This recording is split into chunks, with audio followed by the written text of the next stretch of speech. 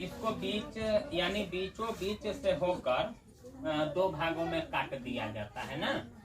बीचों बीच से होकर इसको दो भाग में काट दिया जाता है, एकदम बीच में, एकदम सेंटर में। ठीक, तल के आधार के समानांतर है। ये जो तल है ना, एकरा समानांतर है ये, मतलब कहीं भी ऊंच नीच नहीं है। मतलब ये दूरी जो है उतना ही दूरी, मतलब बराबर में इसको काट दिया है, इतना समझ करके चलिए। और जब ये इसको काटेगा तो किस प्रकार की आकृति बन जाएगा, तो देखिए एगो और आकृति हम बना करके दिखाते हैं। देख रहे हैं कि ना, इस प्रकार की आकृति न बन जाएगा।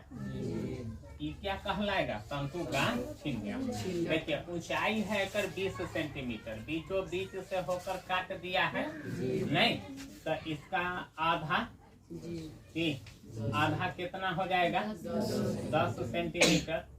इसका आधा हो जाएगा 10 सेंटीमीटर। ठीक है, और कोण 160 डिग्री है, ये है इसका। और इस प्रकार शंकु के छिन्नक को व्यास 1/6 सेंटीमीटर वाले तार के रूप में बदल दिया जाता है ना। मतलब इस छिन्नक को एगो तार बना देता है। क्या बना देता है, तार। एकर व्यास कितना होना चाहिए, एकर व्यास 1/16 सेंटीमीटर होना चाहिए। तार में बदल दिया जाता है, तो इस तार की लंबाई ज्ञात की है। यही बात न पूछ रहा है अभी, इधर ध्यान देना यार, वही पर कभी ठीक आता है। तो देखिए, यानी ये जो तार है, एक तरह से तार में कुछ मोटाई भी होता है, पता है कि नहीं। तो तार को तो हम बेलनाकार आकृति तो मान ही सकते हैं कि नहीं मान सकते हैं। चलिए ठीक है, मान सकते हैं। यानी इसको सही से बनाते हैं। यह तार है, इसको हम बेलनाकार मान करके चलेंगे, ठीक ना। एकर जो लंबाई हो जाएगा वो ऊंचाई का काम करेगा नहीं। सबसे पहले इस छिन्नक का हम आयतन निकालेंगे। क्या निकालेंगे, आयतन। तो आयतन निकालने के लिए तो फिर हमको बड़का आर चाहिए और छोटा आर चाहिए, मतलब ये चाहिए और ये चाहिए। तो यह दोनों चीज हमको मालूम नहीं है। तो जब ये दोनों चीज मालूम नहीं है तो ऊंचाई और दूरी किस दिन के लिए पढ़े हैं, नहीं। ऊंचाई और दूरी में क्या है कि समकोण त्रिभुज। मान लीजिए कि हम इसको नाम रख देते हैं ABCD। हम इस त्रिभुज की बात करते हैं, इस त्रिभुज की। देखिए इसमें दो त्रिभुज बन रहा है, एगो त्रिभुज यहाँ से यहाँ बन रहा है और एगो त्रिभुज यहाँ से यहाँ बन रहा है कि नहीं। ये दोनों समकोणे त्रिभुज है। और शंकु भी बनता है, तो समकोणे त्रिभुज जब अपने एक भुजा के चारों ओर घूम जाता है तो एगो शंकु का निर्माण कर देता है नहीं। तो एक तरह से इसको हम क्या करते हैं, उसी आधार पर जिस प्रकार से ऊंचाई और दूरी में काम करते हैं। जैसे देखिए ये पूरा है 20 सेंटीमीटर नहीं, यानी यहाँ हम बात करते हैं समकोण त्रिभुज। समकोण त्रिभुज किसमें, ADC में। ADC में हमको क्या चीज की जरूरत है, तो हमको सिर्फ ये चाहिए नहीं। तो ऊंचाई और दूरी में क्या करते हैं कि जो चीज समकोण त्रिभुज में हम जब ये काम करते हैं तो जो भुजा की लंबाई दिया हुआ रहता है एगो उसको ले लेते हैं नहीं, और जे भुजा हमको निकालना रहता है उसको, दोनों को हम क्या कर देते हैं, बटा, यानी दोनों को अनुपात कर देते हैं नहीं। तो यहाँ भी वही चीज करेंगे। समकोण त्रिभुज ADC में, यानी AD अब बटे क्या कर देंगे, DC। जब इस कोण को इंडिकेट कर रहा है, देखिए ये पूरा है 60 डिग्री नहीं, तो जब पूरा है 60 डिग्री तो यहाँ 30 डिग्री हो जाएगा नहीं, हो जाएगा 30 डिग्री। तो देखिए इस कोण को इंडिकेट कर रहा है, तो ये लंब हो जाएगा और ये आधार हो जाएगा नहीं, और ये कर्ण हो जाएगा, ठीक ना। इतना चीज तो समझ रहे हैं कि ना। इस कोण के सामने ये भुजा लंब हो जाएगा। तो हम यहाँ क्या किए हैं, AD/DC मतलब B क्या किए हैं, यानी ये एक तरह से ये लंब है, ये आधार है, तो इसको BA ना मानेंगे AD को, और DC मेरा लंब है तो इसको क्या मानेंगे, B। ठीक है। अब यहाँ b बटे p है, अगर p बटे b रहता है तो उसको हम tan मानते हैं, और यहाँ b बटे p है तो इसको क्या मानेंगे, कॉट मानेंगे। नहीं, कॉट क्या डिग्री हो जाएगा, 30 डिग्री हो जाएगा। अब AD का वैल्यू कितना है, AD 20 है, और DC का वैल्यू आपको नहीं है मालूम, तो DC के जगह पर DC रहने दीजिए। और कॉट 30 का मान कितना होता है, मतलब tan 30 डिग्री का जितना मान होगा ओकरे जस्ट विपरीत। नहीं, तो tan 30 डिग्री का मान होता है, क्या होता है, याद नहीं किया है हमको लगता है, देखिए ना चार्ट में यही सब क्वेश्चन सब हो जाता है। अगर याद नहीं कीजिएगा तो कैसे काम चलेगा। 1/√3 यानी tan 30 डिग्री का मान होता है 1/√3, तो इसका हो जाएगा √3। नहीं, cot 30 डिग्री का मान हो जाएगा √3, तिरछा गुना कर देते हैं तो DC √3 बराबर हो जाएगा 20, तो DC बराबर क्या हो जाएगा 20/√3। अब आपको DC मालूम हो गया 20/√3। अब आपको DC यानी इसीलिए बड़का R मालूम हो गया 20/√3 सेंटीमीटर। नहीं, चलिए ये सभी कहीं सेंटीमीटर में है ना, तो बड़का R मालूम हो गया। उसी प्रकार से अब समकोण त्रिभुज किसमें काम करे, समकोण त्रिभुज ABCD, इसका नाम रख देते हैं E और इसका नाम रख देते हैं F।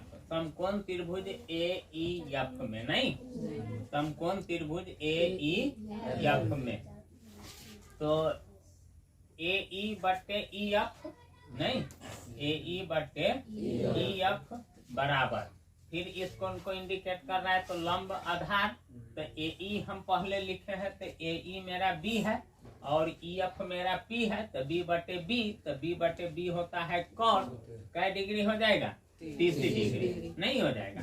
यहाँ AE कितना हो जाएगा 10 सेंटीमीटर होगा, यह 10 सेंटीमीटर होगा क्योंकि बीचों बीच से होकर के काटा है।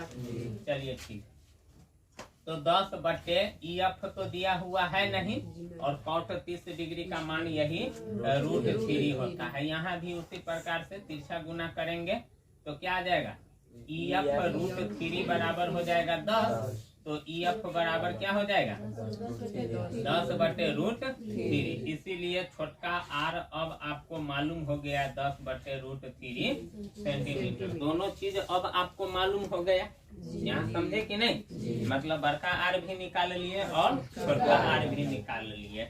और जब बड़का R छोटका R निकाल लिए तो समको यानी छिन्नक की ऊंचाई भी दिया हुआ है, नहीं, छिन्नक की ऊंचाई कितना दिया हुआ है 10 सेंटीमीटर, नहीं, तो आयतन इसका निकाल दीजिए, ठीक है।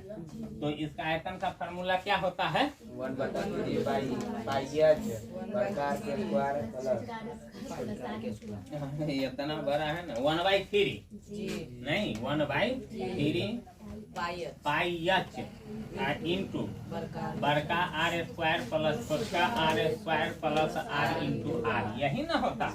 तो अब इस फार्मूला पर डाटा सब रखते हैं, तो 1/3 पाई का मान तो कहता नहीं है कुछ लेने के लिए, नहीं, तो कैला रखे पाई का मान रहने देते हैं।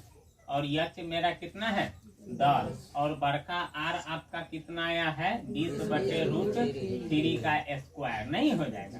यहाँ हम मझोला कोष्ट का यूज करते हैं क्योंकि यहाँ जब भी हम छोटी कोष्ट लगाएंगे तो ये उससे बड़ा ना होना चाहिए, और ये हो जाएगा 10/√3 का स्क्वायर प्लस 20/√3 गुने 10/√3। यहाँ तक कोनो दिक्कत, चलिए अब इसको आगे बढ़ाते हैं। तो पाई गुने 10 और 20 कहीं है 400, और √3 से √3 में गुना करेंगे तो 3 होगा, प्लस 10 दाही के 100, और √3 से तो 3, प्लस 20 दाही 200 बटे 3 हो जाएगा, नहीं हो जाएगा। चलिए 1/3 पाई इंटू 10 होगा ना। अब सब के हर बराबर है तो डायरेक्ट ऊपर वाला के जोड़ भी सकते हैं, नहीं, तो क्या हो जाएगा 400 आया तो 500 और 2 700 बटे 3। कटने उठने वाला है नहीं है, कटने वाला नहीं। नहीं ना कटेगा। चलिए नहीं कटेगा तो गुना कर दीजिए। तो 7000 पाई अब बटे 3/3 9 सेंटीमीटर क्यूब। ये जो आयतन आया 7000 होगा ना, 7000 पाई बटे 9 सेंटीमीटर क्यूब। ये आपका बेलनाकार तार की लंबाई हो जाएगा। नहीं, बेलनाकार तार ना, तार का आयतन ये हो जाएगा। बराबर में नहीं हो जाएगा, बेलनाकार तार का आयतन बराबर क्या हो जाएगा, पाई आर स्क्वायर एच होगा कि नहीं होगा। मतलब बेलनाकार जो आकृति होता है ओकर आयतन यह तो होता है पाई आर स्क्वायर एच। तो इसी को न बना दिया है तार। तो इसका मतलब है कि इस छिन्न का आयतन जितना होगा उतना ही आयतन इस तार का भी होगा। तो ये तार बेलनाकार है, तो हम भी इसको क्या कर दिए, बेलनाकार तार का आयतन बराबर पाई आर स्क्वायर एच, क्योंकि बेलनाकार आकृति का फॉर्मूला आयतन निकालने का वही होता है। अब इसको और आगे बढ़ाते हैं, ठीक है, यहाँ काम करते हैं। अब क्या हो जाएगा, पाई आर स्क्वायर एच बराबर हो जाएगा 7000, नहीं 7000 पाई अब बटे 9। तो पाई से पाई यहाँ काट भी सकते हैं। और इसका व्यास दिया हुआ है 1/16, तो यहाँ हम त्रिज्या निकाल लेते हैं। यानी आर बराबर क्या हो जाएगा, तो यानी भाग देते हैं ना 20। चलिए भाग देते हैं। तो 1/16 गुने 1/2 यानी 1 हो जाएगा 32 सेंटीमीटर हो जाएगा कि नहीं। तो क्या हो जाएगा 1/32 गुने 1/32 एच बराबर हो जाएगा 7000 बटे 9।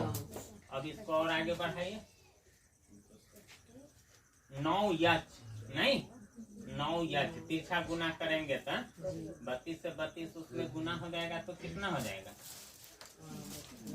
गुना कर दीजिए 32 में 32 से।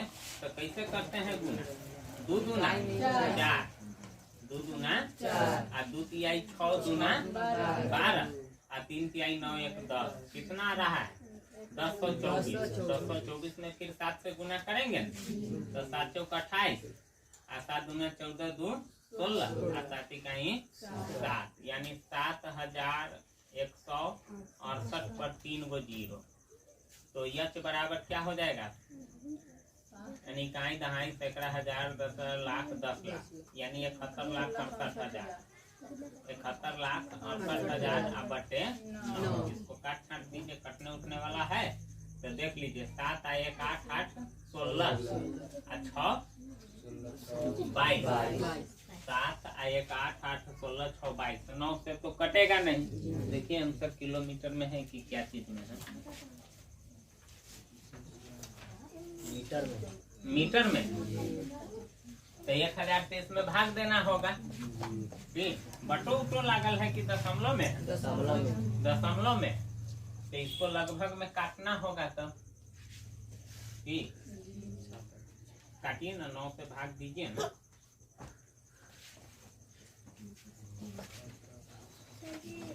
आए